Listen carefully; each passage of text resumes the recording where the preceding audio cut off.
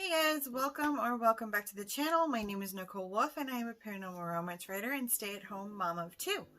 I do writing related videos every weekend and occasionally I will slip in like a haul or an unboxing video.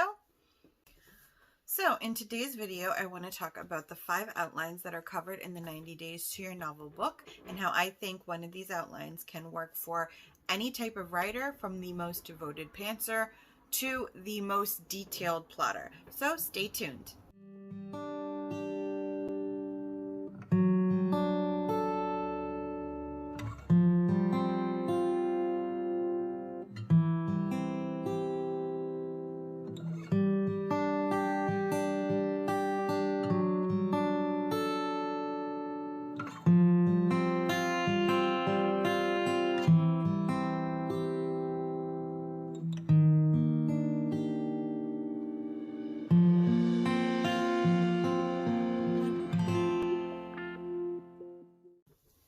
So last week we talked about how even pantsers can participate in the 90 Days to Your Novel challenge.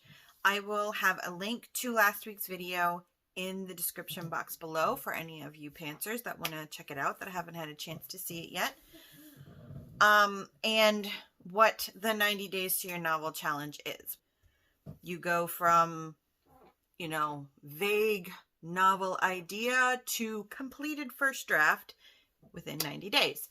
So like I said, if you'd like more information on the 90 Days to Your Novel challenge, I will link those videos in the description box below.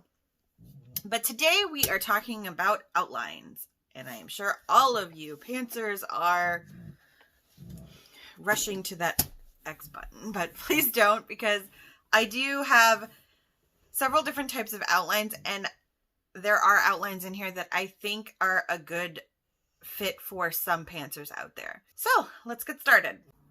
So to start, I'm going to read a brief paragraph from the part 1 of the 90 Days to Your Novel book on outlining.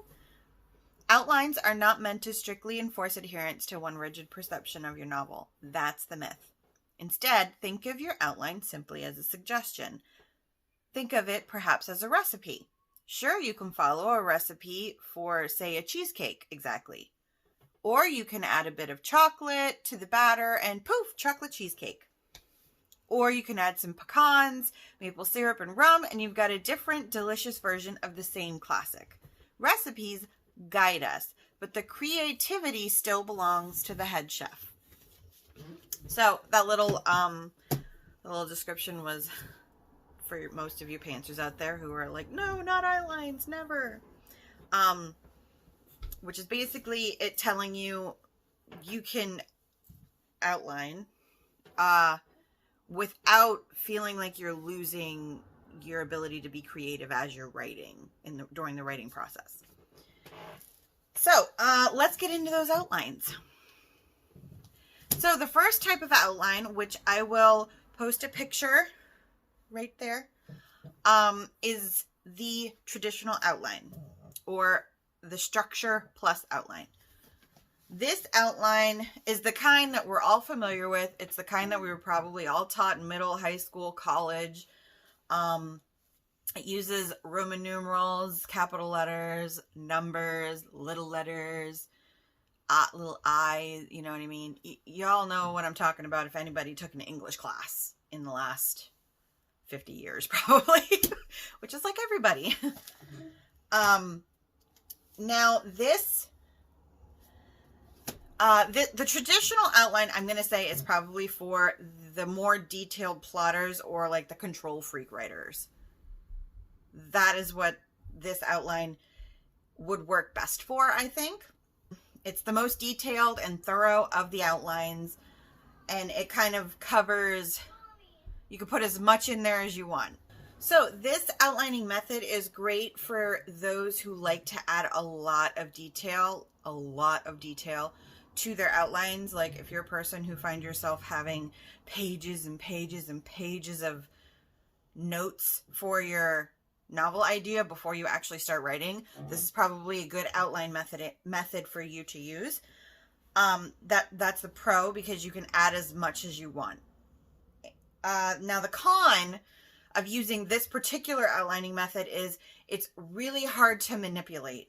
So once you make your outline, you're going to have a hard time moving things around and editing it as much. If you're one who like makes an outline and then you find yourself like moving scenes around, this is going to be the outlining method that you're going to have a hard time manipulating like that. It's also the one that's going to be the hardest to do different things as you're doing the writing process. So this is kind of the most strict outline. Like once you do this outline, like that is how you're writing your book. Because if you veer away from what you did in this type of outline, especially if it's an extremely detailed outline, you will like have to completely go through the whole outline again in order to account for the changes that you've now made. So if you're one that does that, this is probably not the best one for you. But if you're one that kind of works all those kinks out ahead of time, or you think you might be the type of writer that would do that, this is a good one for you.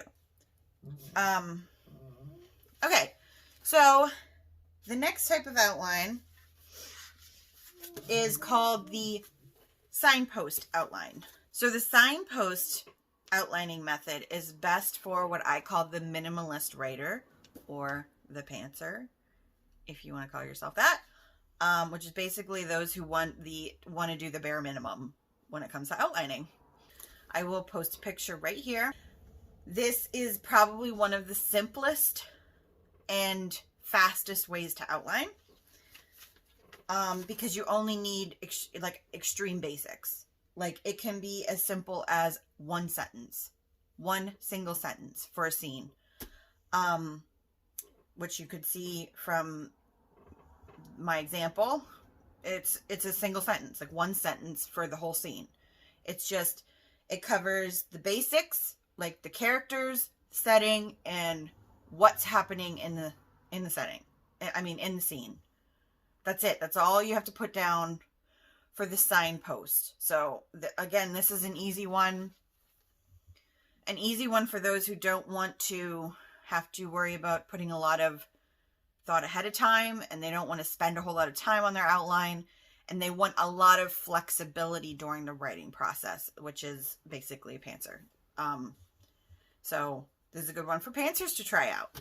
So the benefits of this type of outline is obviously it allows for more creativity and discovery during the writing process than the last one did. The last one, once you did it, you kind of like, that was what you were doing. This one allows for a lot more, you know, going off into your own little like places in between, because these, you really only need like your big connecting moments, and then it allows for plenty of creativity in between those big moments. Now the drawbacks obviously of this type of outline is that you're not going to be as thorough, and your scenes won't be quite as mapped out as in the other outline, which could potentially lead to more dead ends because you didn't kind of think through how those scenes connect to each other ahead of time. Okay, the next outlining method is called the note card method, and this is best for any writer who likes to be hands-on, very hands-on and very mobile. Because like the title says, it's basically you writing your scenes out on note cards. I will put an example right here.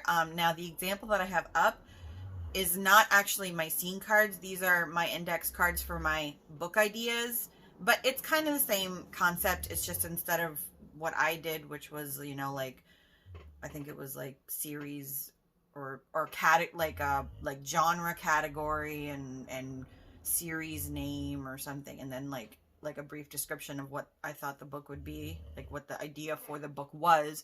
You would be doing like, you know, character, setting, and then like a brief description of what the scene is about. And basically, you're going to put them on flashcards. It's going to be one scene per card.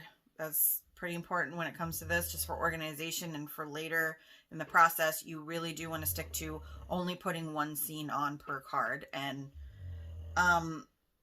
because of that, you also, this can't be as detailed as the traditional outline because you only have one note card to work with. So that's kind of the con. If you're a person who does like to go into a lot of detail, this might not be enough for you. But this might be another good one for those who really don't want to put a whole lot of information into it. Like, again, this would probably be a good one for pantsers. It's just, instead of doing what I did during the signpost, you just put it on a note card instead. So pantsers could absolutely use this if they wanted to.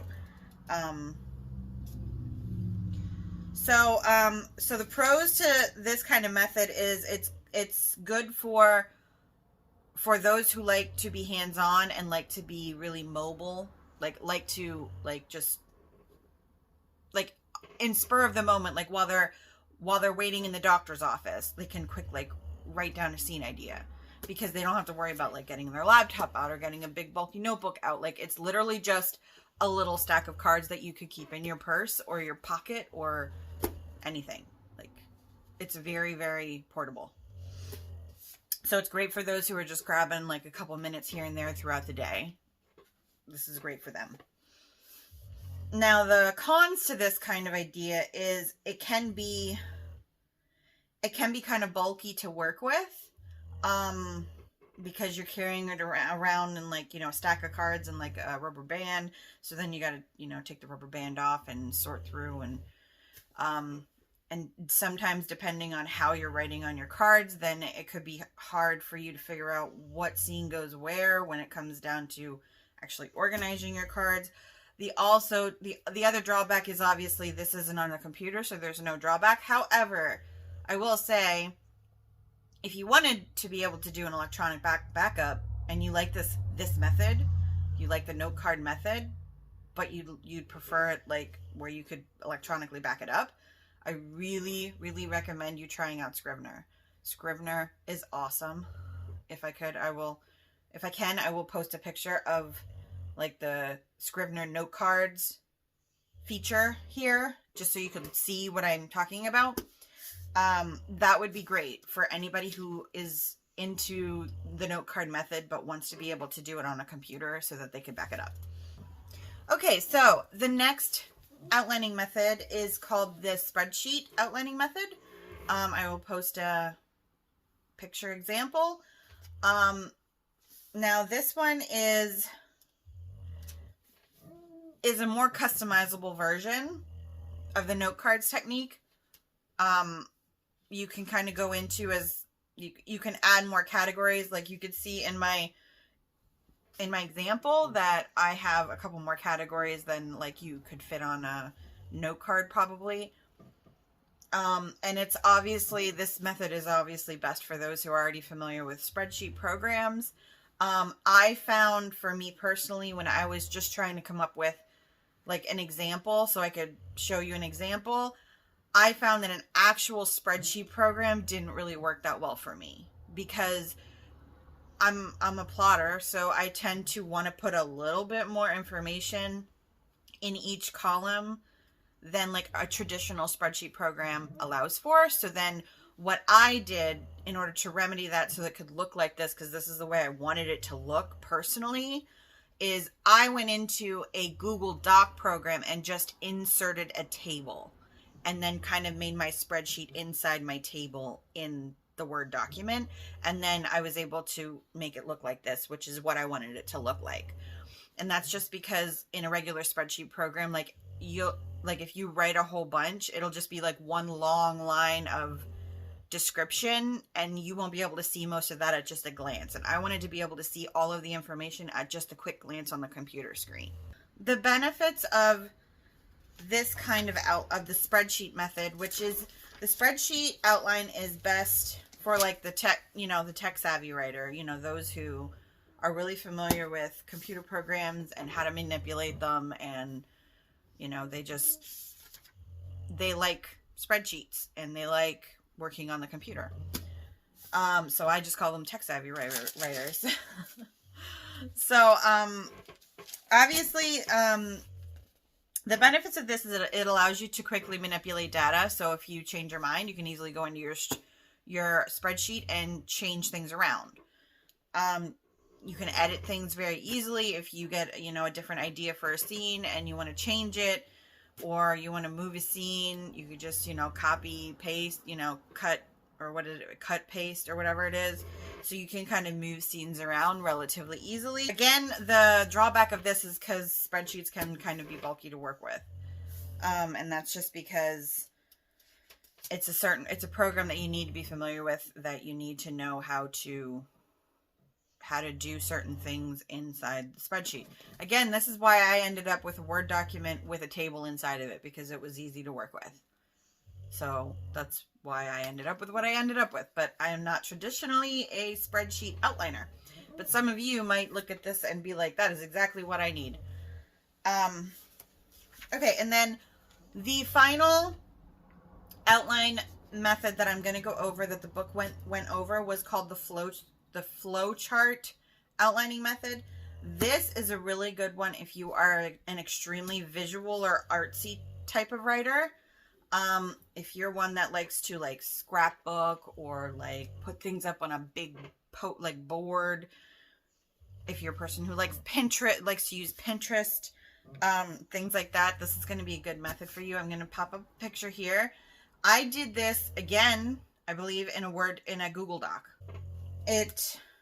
Like I said, it's really good for those who are very visual and artsy and like pictures, because obviously you could see it's an outlining method that you could put pictures in. So what I did when I was going through it in the Google Doc was I just put scene 1. Obviously you don't have to put scene 1 if you want to put like a scene name or whatever, you can. I just put scene 1. And then I used pictures for my characters and my setting. So I have a picture of my main character, my supporting character in that scene, and then where they're going to be, which is a kitchen.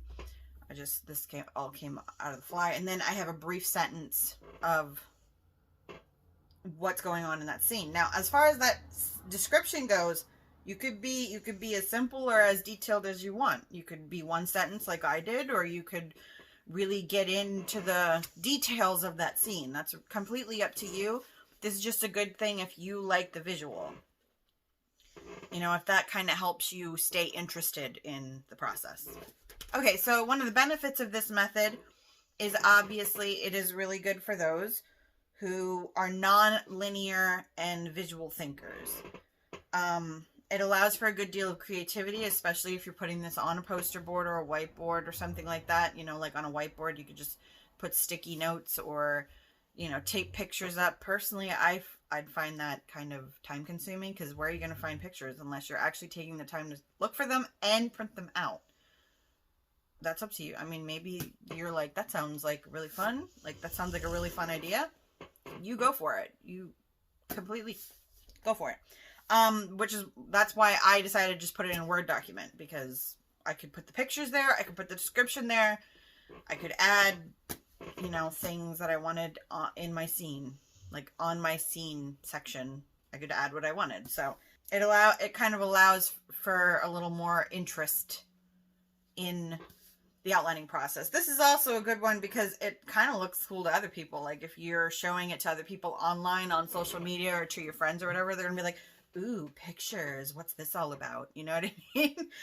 Like, that's just how people are, I guess. Why do we think Instagram's so popular?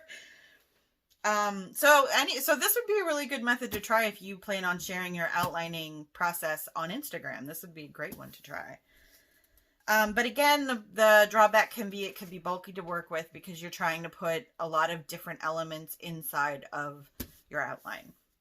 And it could be a little bit confusing, especially if you're trying to show it and explain it to other people, because they're just going to see all the things and be like, how does all this connect? But for you, if you're a nonlinear thinker, it's going to make complete sense. Okay, guys, so those are all of the outlines, and let me know what kind of outliner you think you are. Even if you're a pantser, I want to know, what kind of outline would you give a shot if you were going to outline? What outline do you think you would give it a shot? You'd try it. Leave a comment down below. I really want to know who's all out there. I will let you know. Me, Traditionally, I am a traditional outliner. However, since I have found Scrivener, it is the best thing ever to have happened to a plotter like me. The beauty of Scrivener is you can use a lot of these outlining methods in Scrivener. You could do the traditional outlining. You could do any of these outlines inside of Scrivener, which is why it's just so great. I will leave a link for Scrivener if you guys are interested in checking it out down below. I highly recommend that you do check it out because, like I said, I love it. So make sure you check out the video links below on how I think pantsers can participate in the 90 Days to Your Novel Challenge and what the 90 Days to Your Novel Challenge is all about. And don't forget to hit that like button and the subscribe and bell so you know when I'm posting new videos and what's coming out each week that is writing related. And I will see everybody in my next video. Bye, guys.